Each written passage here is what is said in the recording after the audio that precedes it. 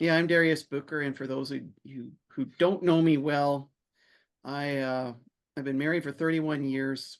I've 10 children, 8 grandchildren. So I have a mixture of kids who are still at home. Some are, two of them are married and have families of their own. So I've got quite spread in ages and sort of different positions where people are at in life in my family. Um, but yeah, this past weekend, and it was great to have Neil and Annette and Todd and his wife Corrine come and spend it with us as well. I had a night of honor for my daughters. Um, I would go to these Mighty Man camps that Neil was hosting with my sons, and we'd be coming back and we'd be telling about all the exciting things that we had done during those camps and just the impact on the sons' lives and everything like that. And my daughters would hear about all this and they go, well, why don't you do something like this? Like, what about us girls? Like, what are you going to do for us? And that was probably 2 or 3 years ago I started hearing this.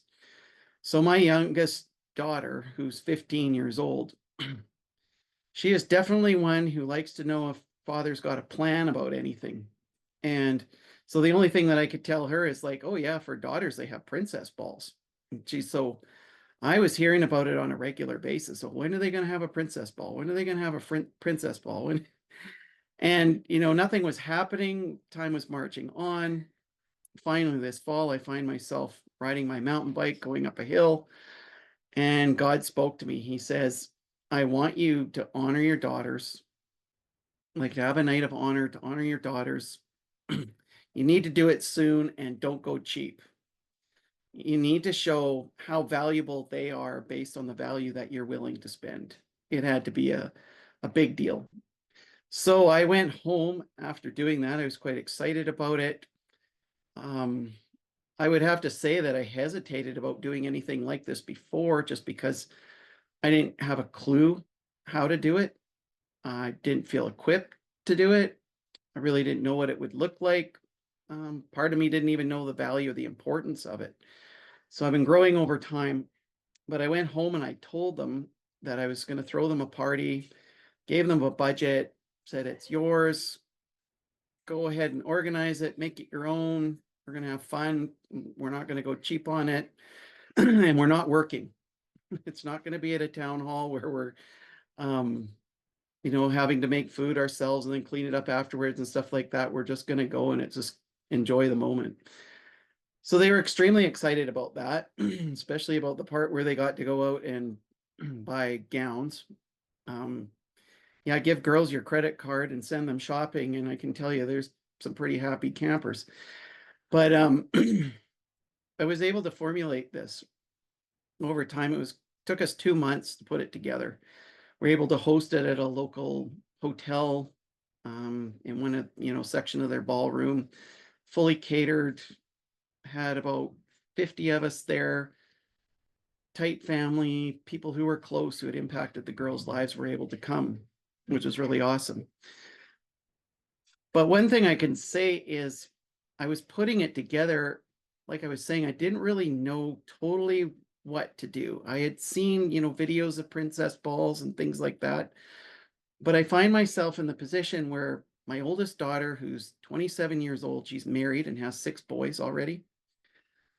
I have two daughters who are still at home, sort of transitioning outward, but they're both adult.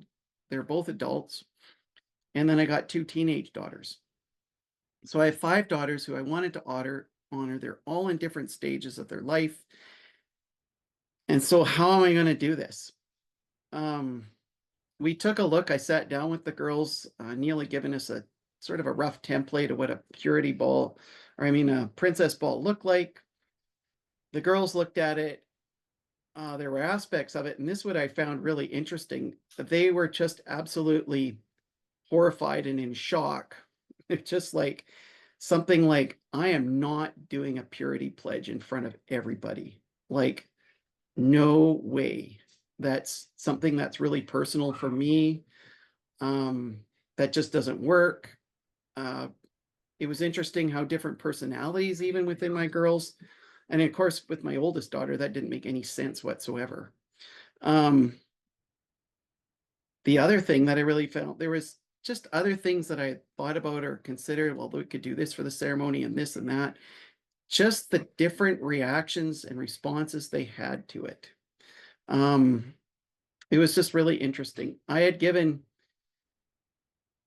each of my girls, or I should say, the two adult daughters who are still at home. My first daughter, of course, she was 18 when she got married. So her husband had a ring on her finger before I even had a chance. But the other two adult daughters who are still, I was able to just take them out.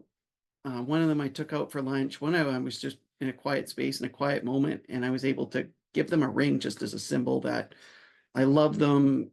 I'm always going to be there for them, always going to cover them. So they had already had their rings.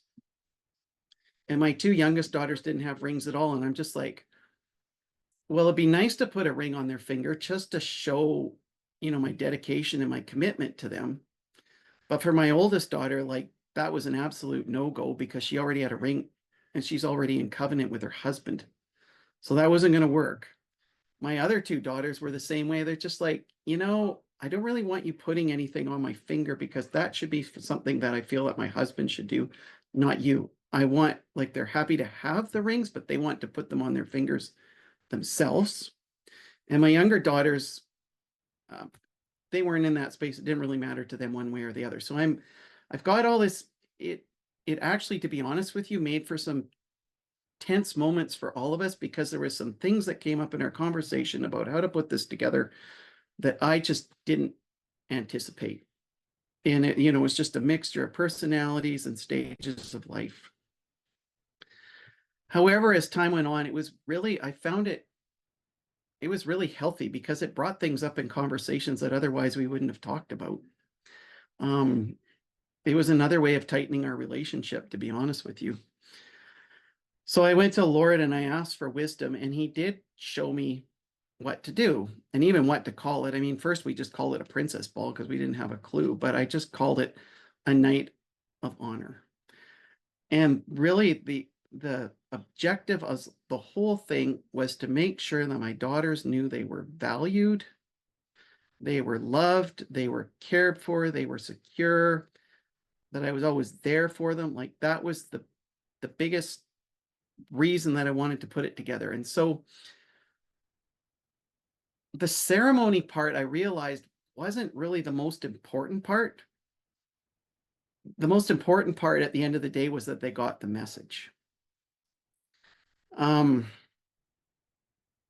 There was other girls that had heard about what we were going to be doing, friends and stuff like that, and they heard about it, and some of them were like, well, I know somebody who went through something like that, and they made her do this, and they made her do that, and they made her sign this.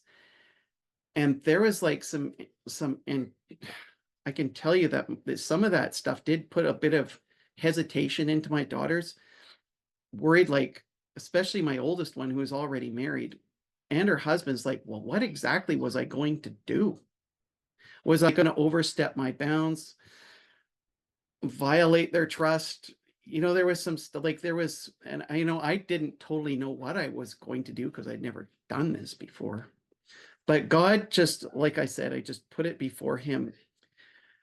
And so I like, okay, we're not going to do rings and stuff like that. I gave the two daughters who didn't have rings, I picked a moment, I sat down with them, I gave them both their rings ahead of time. Of course, my married daughter already had a ring. I bought her a necklace instead so that her husband felt like totally secure that I wasn't trying to supersede his authority or anything like that. I had a conversation with him about exactly what I was going to do so that he would feel comfortable and I wasn't going to violate their covenant of marriage and things. There was a lot of stuff that had to go on in the background, but there's one thing that I really, really knew and God showed me is like a woman's heart is really tender and it wants to feel safe. And if I do anything that violates their trust or they feel hesitant about or feel insecure about, they're going to walk into that and their heart's going to be closed and they won't be able to receive. Like it's game over. And so I could have gone through the ceremony, but its purpose would have been like, they wouldn't have been able to receive from it. and I wanted them to be at peace. So I told them that I was just going to speak over them, bless them, honor them. I didn't even totally know how that was going to look like. And I said, when I'm done, there's one thing I can do consistently for all of you, and just as a symbol of my love for you, is I can hand you a rose. They were cool with that. My oldest daughter's husband was cool with that. Like, everybody was good with that. Um, so that was one of the things that I can say I really learned from it. But as I was going on, God showed me, and I remember this from Craig Hill's book. It's like, I'm trying to remember the words specifically that he said, but I also needed that it was important to answer the question, do I have what it takes at that stage? If that has not been addressed at the time of puberty and they haven't heard it before, then it's never too late. Like, it just needs to be done. I know so many women, especially when they get married, they feel insecure, and that's their question. They don't feel like they have what it takes. They have their first children, they feel like a failure. Automatically, the enemy's on them and telling them they're doing a lousy job. There's a lot of fear. So I thought that was a really important question that needed to be answered as part of it. So what God showed me to do, and this was, I found really interesting too. I realized this. He's just like, write a blessing specific to each one and really go over and teach them or tell them, this is your identity. This is who you are. So I started by just writing down their name, reviewing what the meaning of their name is, and then just wrote down, as God inspired me, just characteristics of their life, who they were, what they were like, personality traits that I saw, where I saw them heading in life, and was just able to pray over them and just bless them that way. And as I did that, I was absolutely floored and in awe and humbled in the fact that each one of my daughters is so unique. Like, there is not a one-stop shopping. Like, I had to meet each one of them where they were at so that they were able to receive. And God just showed me how to do that. And that was one of the ways, is to write a specific blessing for each one and then call them up each one at a time and speak it over them. And they were all able to receive that. So it was a really powerful evening. So I interviewed my daughters afterwards, and just to see what they got out of it and to see whether it was worthwhile. And my oldest married daughter, she's like, the question was already answered for her. I had blessed her when she was married. She was happy. She was cool. She was fine. But she just absolutely loved having family around and being able just to spend time together in such a positive environment. But what really spoke to her was the fact that, some people, family, Neil and Neil and Annette and Todd and Karina, come from such a long way to honor and to value them. That spoke a lot to her. Two adult daughters, it's just a reassurance for them. They really enjoyed the evening, really felt it was really worthwhile. But yeah, it just reaffirmed who they were as well. The teenage daughters, this is where I changed it up a little bit when I blessed them. I didn't say that to the other three, but I said it to these two because they're still in their teenage years. I said, you're no longer a girl, but you're a woman. And when I was interviewing them, one of my daughters spoke, and I didn't even, plug her for the information or anything. She said that was important to her to hear that, like, to seal the deal as they're transitioning into women, that this is who they were. That was important.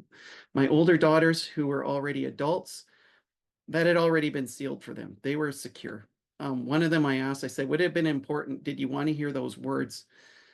That you're no longer a girl, but you have transitioned into a woman. She's like, Dad, you've been blessing me my whole life. I'm good. So I would say that, for some, like, is this worthwhile? Absolutely. It seals hearts. I feel so close to my daughters. They feel so close to me as a result of this. I saw changes in a couple of my daughters, like already. Just the freedom that they've got, how happy they are. It was a really big deal. But one thing I would say is, like, everybody's family situation is different. Personalities are different. It's really a matter of, being able to honor your daughters. If it's something you wanting to do, is to seek the Lord and say, how do I do it, and make it specific for them so that they're able to receive on their Amen. will. It's good. Um, One thing I would say too is, because that girl, or women really want to feel safe, is you may have to have some awkward conversations before you even go into that night of honor. If there's something that you need to confess where you violated their trust in the past some way or dishonored them, like that has to, like, they have to go in. I just can't stress it enough, with hearts wide open, ready to receive.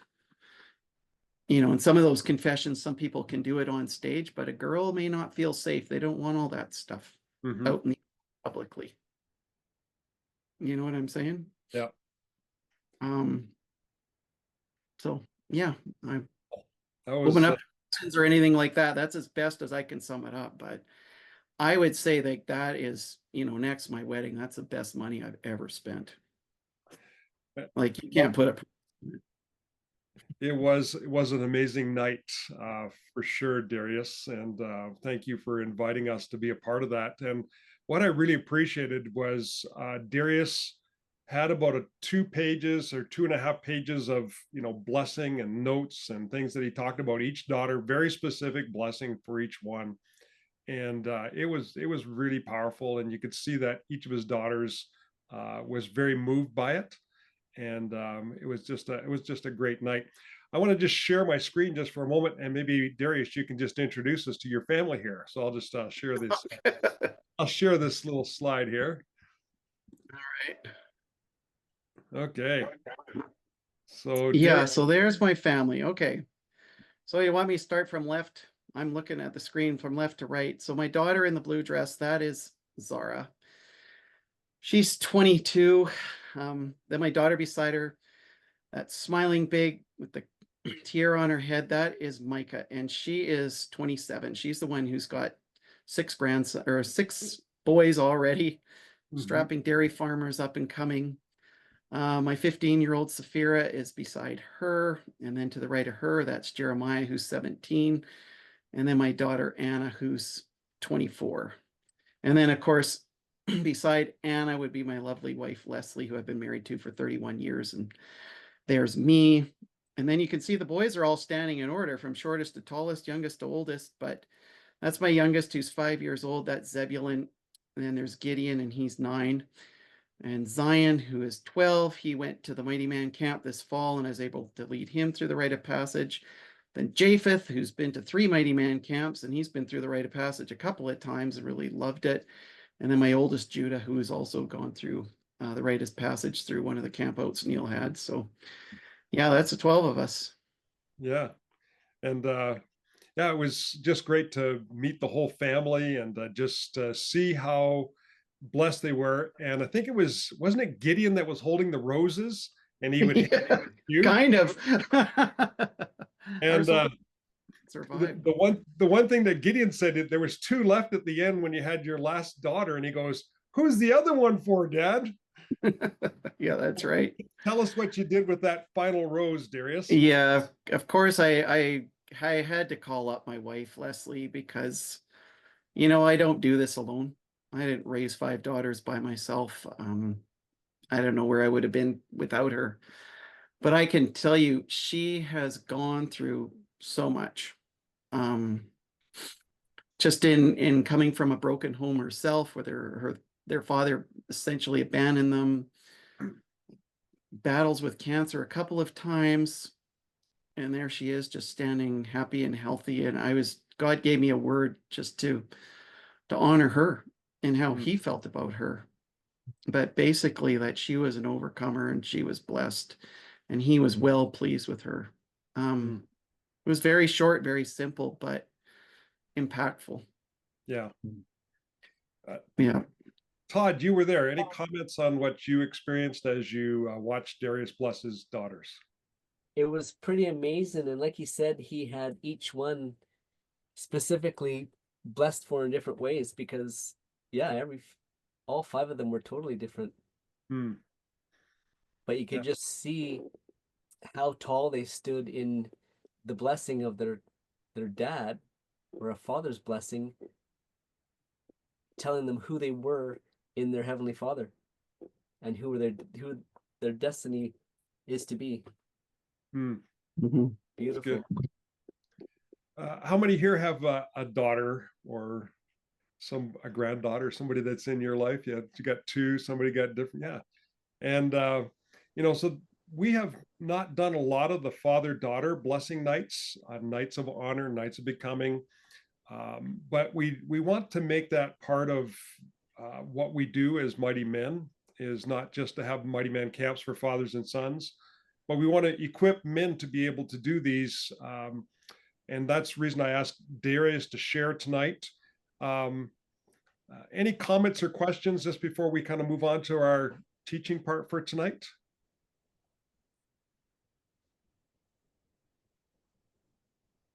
Well done, Darius.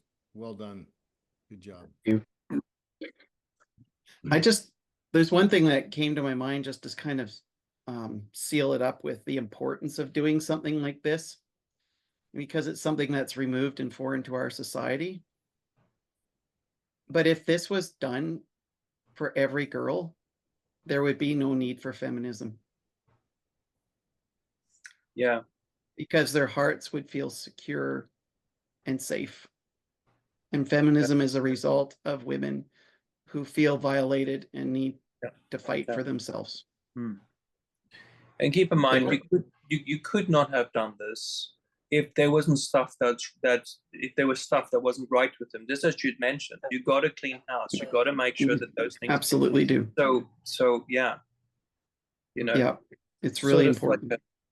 Yeah.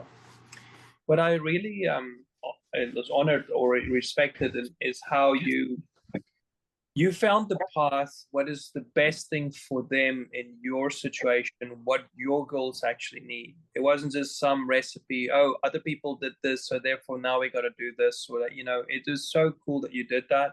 And so for other guys, it might look different, Totally. But your journey in figuring that out is part of honoring women, is to the women that's under your care and cover, is finding out is what they actually need. It's not just us that decides what it is and what it looks like, but to involve them in the process. And that, I think that journey to me that you've walked through is beautiful.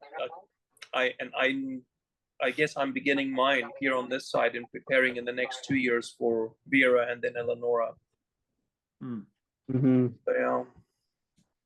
Yeah, it's huge. That's it is a powerful thing. I have 3 daughters, and it was actually when our youngest daughter was turning 16, we had a night of becoming for her. We did individual ones for each of our daughters, and we did them in the church when I was pastoring.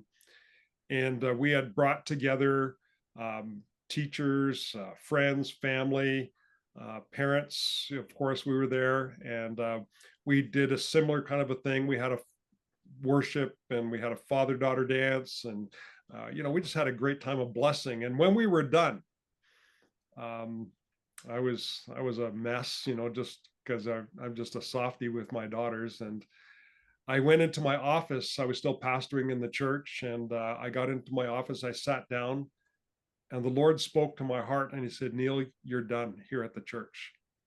He said, "I'm calling you to bring the culture of blessing to the nation and to the nations." And so for the last 17 years, I've been traveling, and we've been doing father-daughter nights. We've been doing father-son rite of passages. And so I just, to see you doing this, Darius, is just another step, and we want to see this multiply even more. So thank you for sharing. And we're looking forward to seeing more of these happening and hearing about them on on our calls.